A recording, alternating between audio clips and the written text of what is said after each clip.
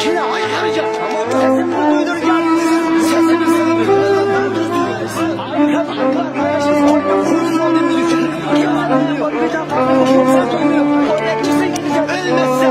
Hayatımızda vazgeçmişsek kimse duymuyor. Kimse duymuyor. O çözüm oldu mu? Başkanım, yıllarda sustum. Türkiye kardeşimizin bir değil mi? Bizi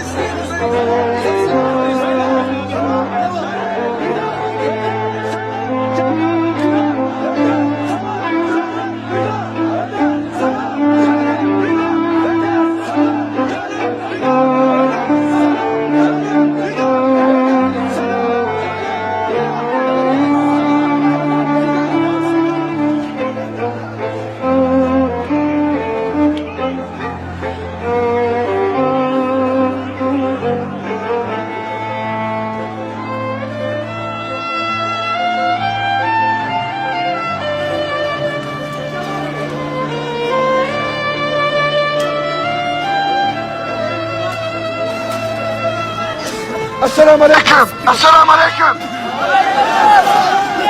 Muhterem cemaat, hepinizden Allah razı olsun. Amin. Bakın, burası Türk devleti. Bu millet bizim milletimiz. Bu polis de bizim polisimiz.